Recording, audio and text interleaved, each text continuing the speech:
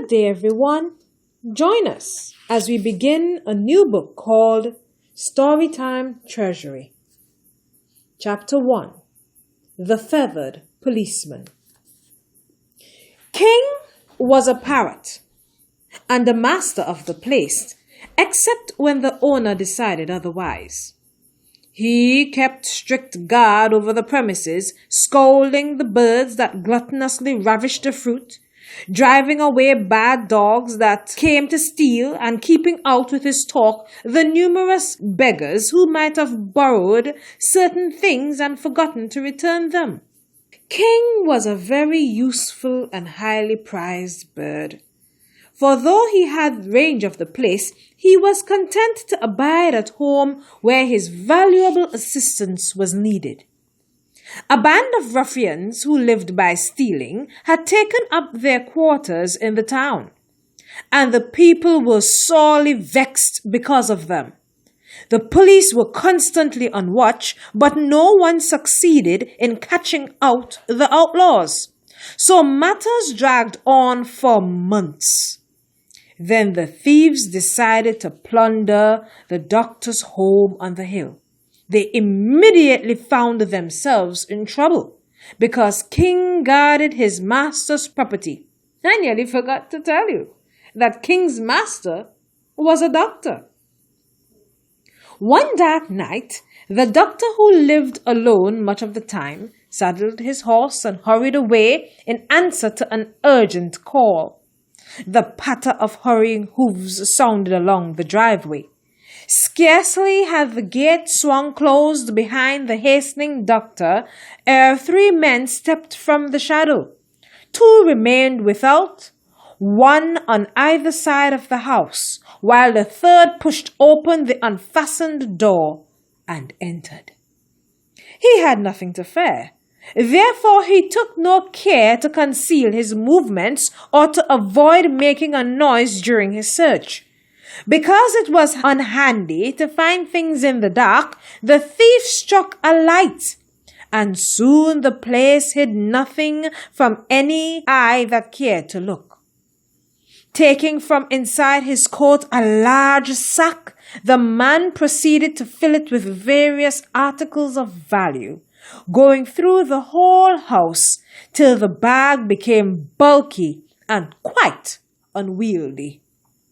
Then, with some difficulty, he passed from the doctor's study into the dining room, which was King's sleeping quarters, and the last room to be pillaged.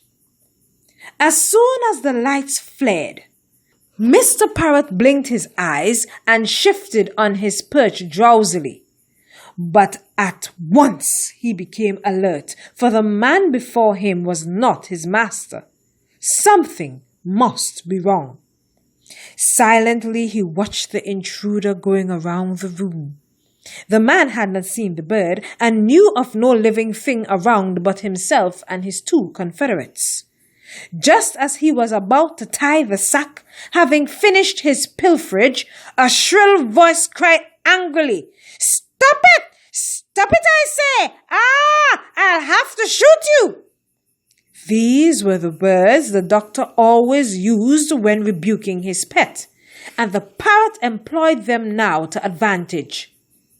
The man stopped as though shot. He dropped his heavy sack and rushed for the door. Before he got out, King swooped down upon him and plunged his bill into the frightened man's face, tearing at the thief's left eye so that he drew forth blood and screams of anguish. The 2 thieves who had remained outside took alarm for their safety and fled at once, leaving their comrade to escape any way he could. With his blinded eye and the other wounds inflicted by the angry parrot, the thief could hardly move for intense pain and fear. He groped his way in the dark to the porch, where, unable to see, he fell off the edge, striking his head against a hitching block on the ground below, and lay there unconscious from the blow. Arriving at the home to which he was supposed to have been called, the doctor found no one sick and took instant warning.